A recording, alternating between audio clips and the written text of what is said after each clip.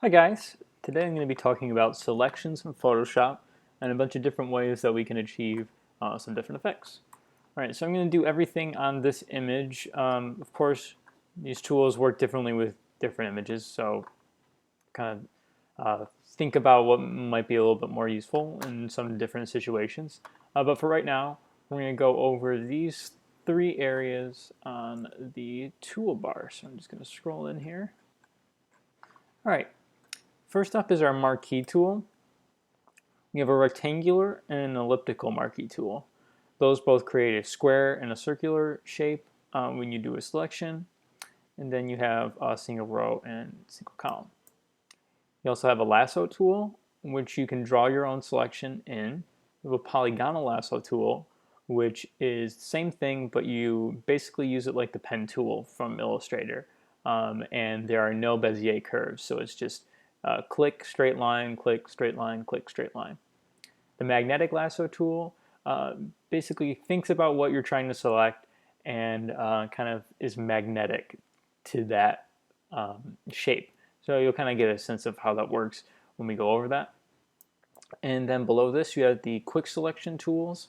So you have the object selection, which if you create a square over your object that you're trying to select, it will try to think of what it is and come up with a solution.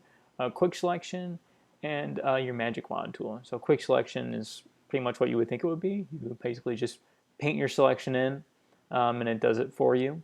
And then the magic wand tool looks at the color of a pixel that you're trying to select or a group of pixels that you're trying to select and selects those colors in that image or um, kind of all the pixels that are like that color that connect. So you'll kind of see what I mean. All right, so first up, the Marquee tool. So with this, I'm going to also go over the properties panel that's at the top here. So I have the square selected here.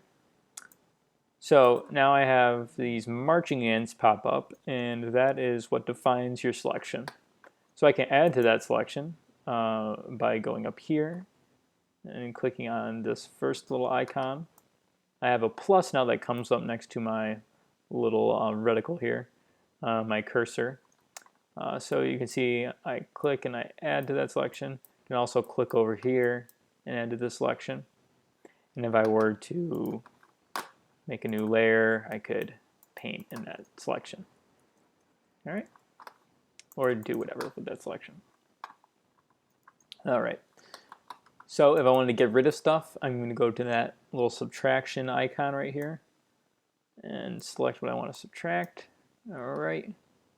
Then this is the kind of the divide tool. So anything in between what I select. See how let's see, right that I is kind of the cross section of those two selections. All right, there we go. Now, on top of that, there's also feathers, your feather of your selection. So I'm going to turn it to 20. That'll be 20 pixel feather. You can kind of see how it rounds out the edges. See right here, and now I'm going to show you kind of like what it looks like. It's a little feathered. So here's another way that you can tell. I'm just going to go paint something red in there. So you can see how it's a soft edge, that selection makes a soft edge around your selection and it rounds your corner out. So I'm going to turn that to 0. You have different styles like a fixed ratio, 1 by 1. You can see that now I click, I don't have to hold down shift to make a perfect square. If you're doing a 4 by 6, let's say like a photo. This keeps on popping up because I have my selection to that divide still. Now I have it back to my normal selection. All right, here we go. So now I know this is a 4 by 6 ratio of selection. This selected mask we're going to go into a little bit later, but that basically refines your selection. All right. So now I'm going to show you how the lasso tool works here. I'm going to select the ear. So with this, I'm just using my mouse, so it's a little bit tough to kind of get a nice selection here. But you can see that if you had a Wacom tablet, using this Lasso tool would be really effective in getting nice, precise, free-form selections. Now, if I were to use the polygonal tool, you're going to be like, okay, well, this ear is circular, so how are you going to make this nice selection out of the polygonal tool? Remember that when you work in Photoshop, all your images are pixel based, so they're based off of all these tiny little squares. So even if this isn't perfectly round, it's going to start looking round when these marching ants pop up and I complete my selection. So you see, I'll leave some kind of more jagged edges, and you'll see how it kind of makes it appear round even if it's not. See how those little blocks, pixels, kind of round it out? That's a nice way to get precise.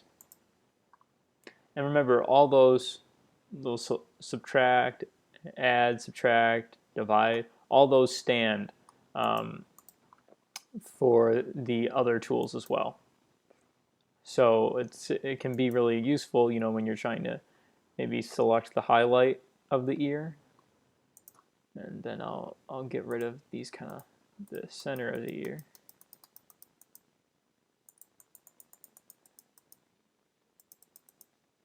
You see, now I have this area to work with. Then you can see how that can be useful. Now I'm going to go with the magnetic tool. I'm going to zoom out here. So let's say I just want to select the silhouette of this portrait. I just clicked, and I'm following along that line a little bit precisely. If I were to go a little bit off, you see it's not following along. Now with this, since this is all one action, you can't go back to the first step that you were at. So what I like to do is click, click, keep on clicking. Every time you click, oh, doesn't look like it. Doesn't look like it does that anymore. So just make sure that when you're making these selections that you have to be very precise, because you only get one time to click and start your selection, and then you have to either connect it or click to the side and start a new one. So I'm just taking it very slow. See there right at the end I kind of messed up. And now see that circle comes up right at the end? I can connect it up. So with this I would go to that polygon tool. And I would kind of add to that selection. There we go. So we see those marching ants are coming in nice. Perfect. The next one is that object selection tool.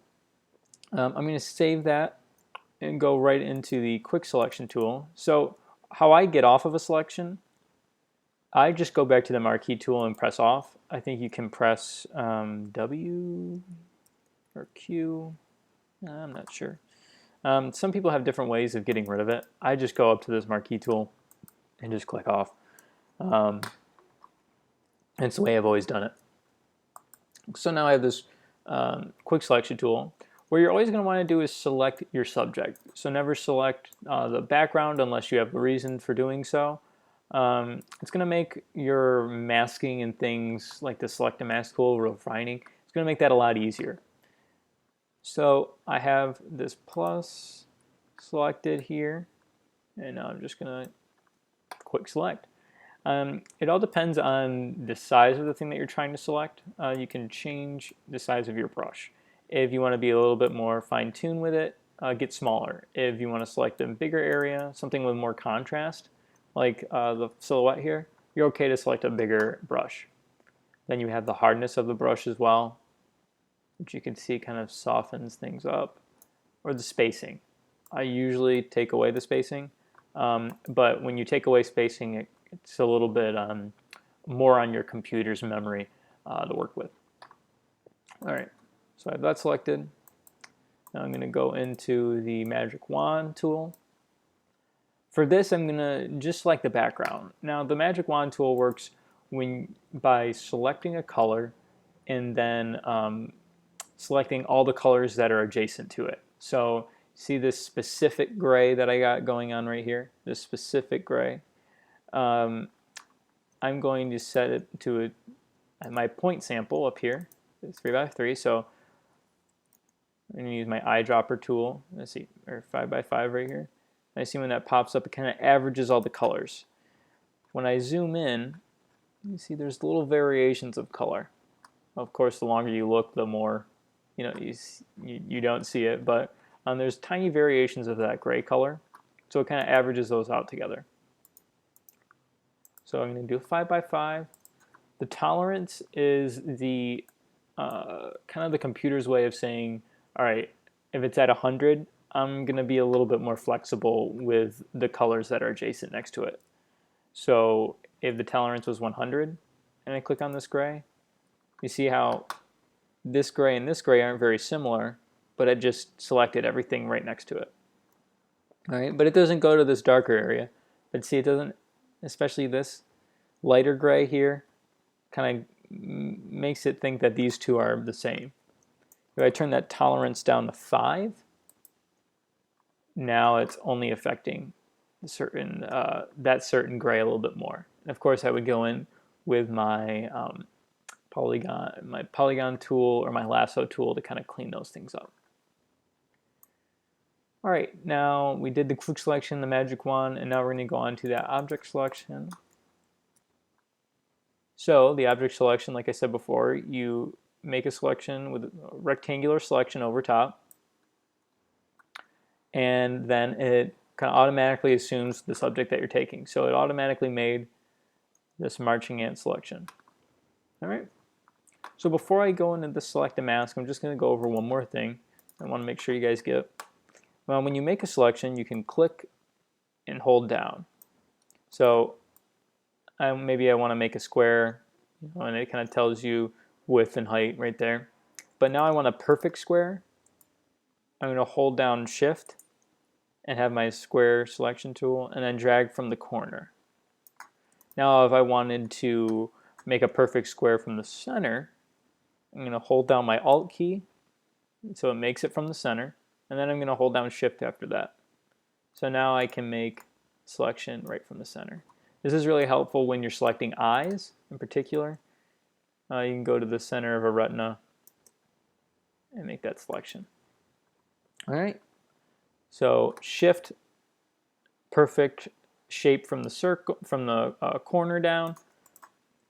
Alt from the center, holding Shift to make that perfect shape. All right.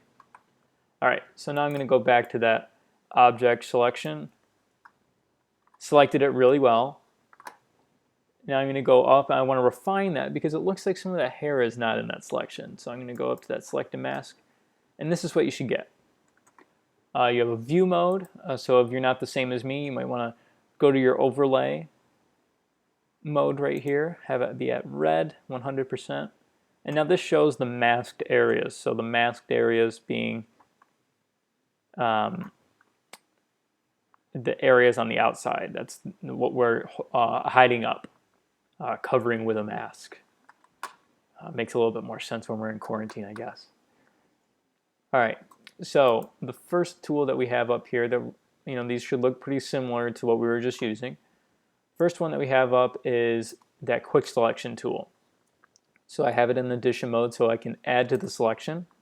Remember, red is what's masked out, what's covered up. The stuff that isn't red is what is coming through that mask, is what is showing. Right here you have the Refine Selection tool, and that's what we're going to use, so I'm going to hold off on that. Below that you have the brush, so you can add to the selection just by painting stuff in. You can change your brush here. Then you have that Object Selection tool as well, that Polygon Selection tool. But now, and then you have a magnifying glass and something to move around. I just use plus, and I just use space bar to move around, and then Command minus and Command plus. All right. So the Refine Selection tool right here, and that's the second one down from the top. I'm gonna have a fairly large brush because I have a lot of pixels that I can get through here. And now we're gonna start just painting the area that we want to refine. So it's mostly that hair. We're pretty good here. And that little edge right there. All right. So now we can check how well that kind of masks things up. I like to go to black and white. So with this, you could kind of see, okay, these are how my edges are going to look when I make it a selection and have those marching ants come back around when I bring it back in. So what I like to do now, after I've refined everything up with the tools, I like to go over to my global refinements over here. So some things that I'm noticing. First off, some of these hairs, the darker portions of the hair were selected away. So I'm going to paint in a little bit, just a little bit. If I did too much, then it would start to look unnatural. All right. Just the bigger clumps of hair. I don't want it to kind of affect things too much. All right, then right here. Now, it looks like this edge is a little bit jagged. Now I could go in and I could smooth it, but you see what it does to the hair up here? It smooth my selection. That's not coming out right. If I feather it, it's not really what I want. I could shift my edge, which kind of brings things in, brings things out. So let's say if you lasso something and it's not right on the shape, it's a little bit around it, you can bring it in or bring it out. I don't think I want that. I think I'm good with my contrast. See how the contrast affects things? So I think it's more of a tool issue here. So I'm going to bring in that refinement. This time I'm going to make it really small, because if I were to make it really big, see how it kind of grabs a little bit more than I'm bargaining for. So I just want it to grab a little bit so it looks a little bit more natural. You got to think with all these photos that you're taking, that you're using, most of the time they don't have crisp edges unless you're working directly with a photographer, or you have a really nice high-res image. So sometimes there's like little imperfections and a little bit of more of a fuzz around an image. So that looks pretty good. Happy with that. Maybe I'll turn up the contrast just a little bit. All right, now I'm going to go back to that overlay view and see how we look. So up here, we still use some refining. Use some of those a little bit more natural. Good way to check is to make sure what color you're going to be on. If you're on black, it's going to be a little bit more difficult. If you're on a lighter color, obviously it's a little bit easier to work with. On black, you can start to see they have to do a little bit more refining around these edges right here. Also, you have some fringing. It looks like we have a general amount of fringe around this whole thing, so I can just move that. I can shift that edge of my selection in just a bit more. Now for this up top, it's looking all right. It's not the best. Like I said, this image is a little bit lower res, so these are the types of images that you'll probably be dealing with the most. So know that sometimes it might be the closest you can get. The only ways to kind of get around it is turning up that contrast, smoothing things out. Well, that kind of does the opposite. Shifting that edge is probably what you'll have to do in some cases, but a lot of times that doesn't work. So we're going to, oops, I'm going to press OK. I usually don't mess around with the edge detection too much because that's just for your quick selections. And Now let's go back up to make sure that's red. Looks like we shifted the edge a little bit too much. All right, I'm going to press OK. So now we output. I'll go back to our output. Our output is a selection. You can choose to go right to a layer mask or a new layer or a new document. We're just going to make a selection out of it. And from that, we can go to our layer mask tool right here at the bottom of our layer panel, mask things out. All right, so see how that looks. Just pick a color. I'll pick this yellow. You can see it worked pretty well. Remember, the higher res image that you get, the more high res image that you get, the easier these selections are going to be. The lower res, the little bit tougher they're going to be. So I wanted to show you guys a little bit of a tougher example and what you might have to do. In a lot of cases too, when you're selecting things, especially hair, some people in the professional world paint in the hair afterwards. So they might make a selection with none of the, their selection might look a little bit more. I'm using a paintbrush to paint inside our mask. Let me go up here. Using a paintbrush. Theirs might look a little bit more like this.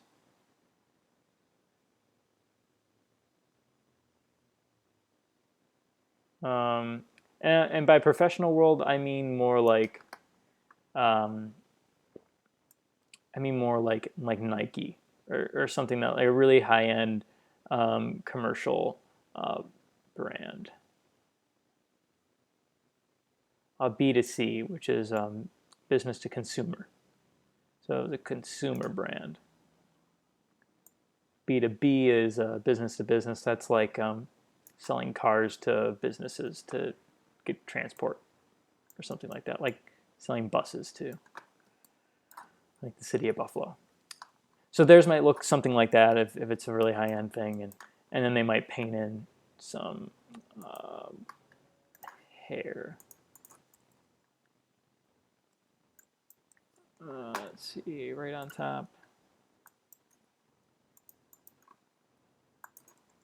Oh, select a color. So they might, and it's, of course, this is really crude, but what they're going to do is they're going to have like someone that's basically an illustrator be doing this and kind of going over top with a bunch of different layers of color and making with a Wacom tablet so they can get nice variation in that line weight, and they would paint that in.